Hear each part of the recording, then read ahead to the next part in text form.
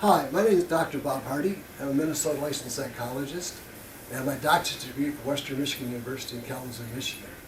While I was at Western, I met Dr. Milt Cudney, and he and I co-authored Self-Defeating Behaviors, which was published in 1991 by HarperCollins.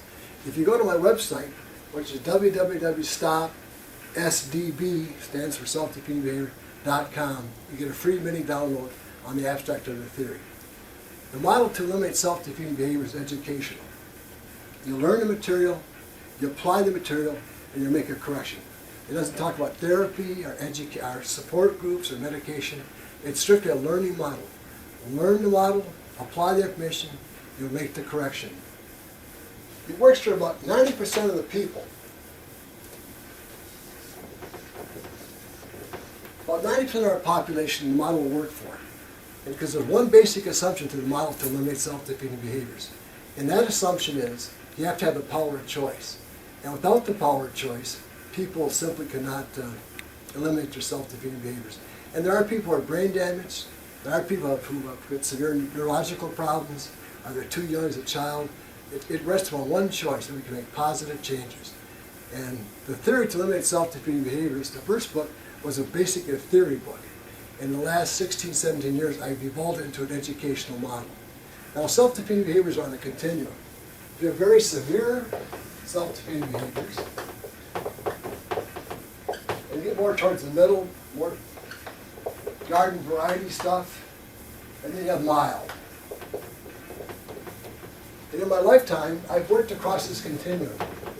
I've worked with very severe people, like my first 5 years was Vietnam veteran, combat veterans out of Vietnam. I've worked with the police department, prostitutes, and chronic pain prisons, and chronic pain patients in correctional settings, maximum security. And this whole world here, this is the world of therapy. And people talk about medication and probation officers and legal problems and medication issues, all those types of things all scrambled together. This is therapy here. You get more towards the middle, and I did that as a counselor. I did counseling in high school, and that's more garden variety things. Marriage counseling, people are somewhat depressed and angry. And then the executive world I'm working in now, the model world, is the world of coaching. That's professional athletes at major corporations where I custom design my materials for those populations. Since I've worked across this whole continuum here, I developed a screenplay on all the characters I met, because it's been a circus, all the places I worked. And I worked in these various places, I'd write down little stories, and those little stories became a screenplay. Also, the educational model, which is called The Whole Elephant, is currently with the Wazir Agency in New York City, and that's my literary agent. There are about 20 million people who are in support groups, and those 20 million people should be in change groups. There's no joke about Buddha. The Buddhist goes to the hot dog vendor and says, "Make me one with everything." And then the Buddhist gives the hot dog vendor a $20 bill, and it doesn't give any change. And finally, Buddha says to the hot dog vendor, "Where's my change?" And the hot dog vendor says, "Change can only come from within."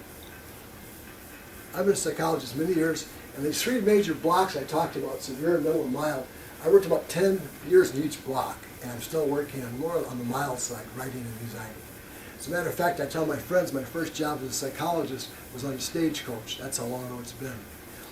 Years ago, when I was working with combat veterans, I began realizing the use of humor in counseling or therapy or education was very important.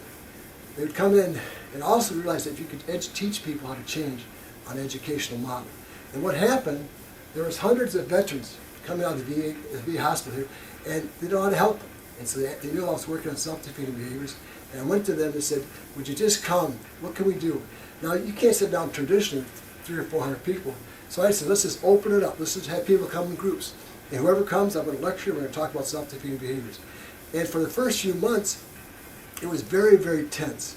And what happened during that time is the Army and the services just dumped people out of Vietnam right back on the streets. So there was no deconditioning whatsoever. And the groups are very, very tight psychologically, and just kind of a scary environment because you had a lot of special forces people there, and you had people with post-traumatic stress and chronic pain issues. So I was dreaded going in that group. And one day I walked in, and at the start of the group I said, "You ever joke about the Chinese guy and the German guy and the French guy who come to America?" and they form a relationship on the boat. And they say, let's go find some work together. So they go to this farmhouse, and the farmer comes and says, I need something that's strong. And the German guy says, well, I can cut wood, I can do that. I need a cook too. And the French guy says, I'm a terrific chef. And says, also I need someone in supplies. And the Chinese guy says, I've done that for years. And everything was fine for a while. The meals are wonderful, everything's cut up, the wood's cut, everything's done on the farm, except they run out of supplies. And they're puzzled. And they said, did anyone see the Chinese guy? And no, let's go down to the barn and see what the problem is. So they go down there, and it's real dark in there. And they open the door, and the Chinese guy jumps off and says, surprise! His question is, what is a self-defeating behavior? And they're quite easy to observe in people. What you see is a negative reoccurring pattern in people. And that little drawing right there is an enormous magnitude. You're talking about 20% of the population smokes. It's a self-defeating behavior, things that hurt them. 60% of weight issues. We have 78% of people going back to prison. We got millions of people who are depressed and angry on many different medications and therapy groups and all over the place. So that's a profound little drawing right there. Now the average person in our culture does 6 self-defeating behaviors. And Dr. Kennedy did some surveys at Western Michigan, and that's the number that keep coming up as number 6. And the exact definition of self-defeating behavior, it starts out initially positive. And that's what people don't understand. At some point in their life, they were being healthy and they got hurt. So they closed that off. Like my dad used to tell me I was stupid, so I closed my mind off. And when I closed my mind off, that behavior at that time gave me a buffer against the world. And so you go back to whatever the person's doing today that looks self-defeating, you go back in their past and you're going to find that behavior was very positive. And it becomes the classic box in people. Because the box is, they see themselves doing behaviors they know they should be doing, yet they continue to do them. Oh no, drunk again. And so consciously we say, we don't want to do that, we're not going to do it, we're not going to do it. But yet we do it. And that's if people look right at you and say, I shouldn't be smoking, I shouldn't be drinking, I shouldn't be so negative, I shouldn't worry so much, and they continue to do it. That's the classic box behind all self-defeating behaviors. Classic box. They see themselves doing behaviors they don't want to do, and they feel helpless to prevent that. Now the problem is, the behaviors here are basically just a caboose. They're in for long for the ride. And the real drivers behind self-defeating behaviors are down in here. And a big part of that is that behavior starting out positive. When I worked with the combat veterans, they had a very dramatic way of explaining that. What were the behaviors that kept people alive in Vietnam? Drugs, violence.